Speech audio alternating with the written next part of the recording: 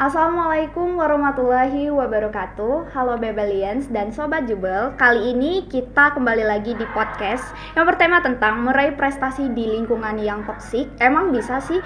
Nah, kali ini kita kedatangan bintang tamu yang luar biasa keren nih. Kak, halo Kak. Halo. Boleh perkenalan diri dulu nggak Kak? Boleh. Halo semuanya, kenalin aku Sandes Pratama dari Pemuda Berprestasi Sumatera Selatan 2023 dan saat ini merupakan menjabat sebagai founder dari Duta Lingkungan Sumatera Selatan dan Duta Kesehatan Sumatera Selatan. Oke, untuk kesibukannya sekarang itu Kakak ngapain aja Kak? Kalau kesibukan sih aku sekarang teman-teman masih kuliah semester akhir dan juga ada beberapa kayak bisnis dan mengikuti undang-undangan dari podcast kayak gini ataupun materi lainnya gitu. Wah, keren banget ya Sobat Jubel dan Bebelians. Nah, aku mau nanya nih Kak. Iya. Menurut Kakak tuh, gimana sih cara bedain kritik yang emang bisa membangun dan kritik yang malah menjatuhkan kita? Oke, teman-teman, jadi ada beberapa kritik yang bisa membangun dan kritik yang dapat menjatuhkan. Yang perlu teman-teman ketahui bahwa setiap kita mau naik pasti bakal banyak banget orang yang mau jatuhin kita. Terutama kita lagi bangun personal branding, lagi ngisi materi kayak gini, banyak banget omongan dari belakang gitu. Nah, ada beberapa dua tipe kritik teman-teman. Yang pertama kritik membangun itu dapat kita mengerti dan juga dapat kita pelajari apa yang dibangun dalam kritik tersebut. Dan kritik yang tidak membangun buat apa kita ambil gitu. Ya, orang bebas berpendapat. Karena di Indonesia bebas berpendapat. Ya kita ambil aja, kita lihat aja pendapat dari mereka gitu seperti apa gitu. Nggak perlu dipeduliin banget sih. Yang membangun baru kita ambil gitu. Jadi ambil aja sisi positifnya. Betul ya Kak? Banget, iya, betul banget. Betul. Nah, kemudian nih Kak, aku mau lanjut ke pertanyaan yang kedua nih. Menurut Kakak, gimana sih lingkungan yang toksik itu? Apakah ada sisi positif yang bisa kita ambil dan dapat menjadikan kita berprestasi di lingkungan tersebut? Oke, nah lingkungan toksik sama prestasi seperti ini kayak satu yang tinggi, satu yang ke bawah gitu, terpengaruh. Nah, ada tipe kedua orang manusia, yang pertama dapat terpengaruh dan juga tidak dapat terpengaruh. Nah, hal inilah yang harus kita bentengi dengan diri kita sendiri. Ketika kita ingin berkembang, dibantu dengan lingkungan tidak dapat mendukung kita, hal itu perlu kita bentengi dengan iman. Dengan iman yang kuat, dengan benteng diri kita yang kuat, itu dapat menghilangkan sisi negatif tersebut. Kita terus fokus ke prestasi yang kita raih. Aku pernah loh kemarin di lingkungan yang toksik, bener-bener toksik, kayak mereka berkata kasar, ngejatuhkan orang lain segala macam. Oh, kita amati nih karakter mereka. Oh, ternyata pertemanan seperti ini nggak bagus. Terus kita nggak apa-apa. Kita berteman dengan mereka nggak apa-apa, tapi ada batasan di antara kita sama mereka gitu.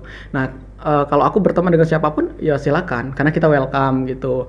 Sambil ilmu yang mereka dapat dan apa yang kita dapat dari mereka. Ketika itu sudah tidak dapat kita ambil lagi atau toksik sudah berparah banget, ya kita tinggalkan aja. Buat apa sih pertahankan pertemanan seperti itu? Tidak dapat mendukung kita jauh lebih tinggi gitu.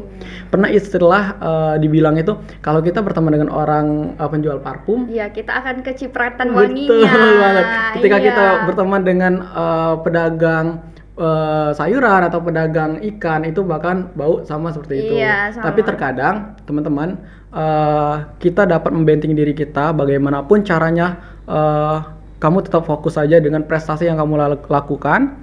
Cut orang-orang yang ingin menjatuhkan kamu. Karena sejatinya setiap pertumbuhan atau pertumbuhan suatu tanaman itu bakalan banyak diterpa angin. Angin-angin itu bakal menggoyangkan kita semua. Itulah cacian, itulah makian, itulah orang-orang untuk menjatuhkan kita. Tapi sekuat apapun itu, kalau akar yang kita bangun itu kuat, kita akan tetap kokoh berdiri. Gitu. Benar, Kak. Jadi aku sangat terinspirasi sih dengan Kakak nih. Kita masuk aja yang pertanyaan terakhir ya Kak. Boleh. Di sini aku akan menanyakan, bisa nggak sih Kak kita itu sukses di lingkungan yang toksik? Atau sebenarnya kita tuh cuman lagi bertahan aja? Yang kita sebenarnya lingkungan itu buat kita nggak sadar gitu Kak. Kalau menurut Kakak gimana tuh? Kalau menurut aku sih kita bisa sukses di lingkungan tersebut dengan beberapa hal. Yang pertama, pasti kita mempertahankan lingkungan toksik itu pasti ada misi yang kita jalankan. Contohnya yang pertama, kita lingkungan toksik apa yang kita ambil di sana? Pasti apakah relasi mereka yang kuat yang kita dapat bertahan di sana? Apakah hal lain seperti itu? Ketika ada beberapa misi yang kita ambil dan sudah selesai misi tersebut, kita tinggalkan orang-orang toksik itu. Gitu. Contohnya nih, aku dekat sama kamu nih. Iya. Nah, kamu nih orangnya toksik banget sih, gitu segala Iya, macam. benar. Aku tetap bertahan nih dengan kamu, berteman dengan kamu, karena kamu memiliki relasi di belakangnya itu yang kuat. Aku tetap bertahan itu. Tapi ketika aku sudah dapat relasi yang aku inginkan, kamu tetap toksik aja. Buat apa sih pertahankan sama dia? Toh, aku juga udah dapat relasi yang aku inginkan gitu. Jadi nggak apa-apa, tinggalkan aja gitu. Kalau sudah selesai. Jadi teman-teman jangan terlalu dekat atau terlalu memfokuskan diri kamu dengan lingkungan yang toksik, karena lingkungan toksik itu sangat sulit berkembang. Kita bakal berkembang, kita bakal bisa berprestasi, tapi kerjanya lambat. Step-stepnya lambat banget dibandingkan kita dengan lingkungan yang memang mendukung kita, seperti anak-anak yang berprestasi, orang yang memiliki relasi kuat, orang-orang yang cerdas dalam akademik dan akademik, itu bakal beda perkembangannya. Sama halnya seperti buah yang dua buah ini yang akan jalannya sama, pertumbuhannya sama, dan matangnya berbeda. Iya, Itulah proses, teman-teman. Proses kita dipupuk dengan yang sama, dengan sinar matahari yang sama, tapi matangnya berbeda. Proses kita berbeda dengan orang lain. Mungkin proses orang lain itu dengan lingkungan yang mendukung, itu membuat dia cepat. Sedangkan proses kita dengan lingkungan kita yang toksik tadi membuat perjalanan kita lambat. Terus jalan, jangan stuck. Intinya jangan stuck. Apapun yang akan kamu lakukan itu jangan stuck. Karena kamu mau jadi buah yang mana nih? Apakah buah yang stuck itu akan busuk? Benar. Nah, apakah tetap berjalan tapi lambat? Biarkan mereka dipetik duluan, dinikmati duluan. Tapi proses kamu tetap berjalan. Iya. Agar menjadi buah yang siap panen dan nikmati. Iya. Karena proses yang lambat itu ya pasti akan menghasilkan juga buah yang manis segala macam, untuk kedepannya harum. Iya, bener benar. banget. Dipetiknya terakhir jadi peluang yang besar untuk dinikmati Iya. orang banyak, direbuti orang gitu. Iya. Jadi jangan sampai proses-proses seperti itu jadi stuck karena orang-orang toksik di sekitar kamu gitu. Nah, Kak, aku ngambil tema ini juga karena aku juga tumbuh di lingkungan yang toksik, Kak. Dari SMA, aku juga sulit untuk berkembang gitu.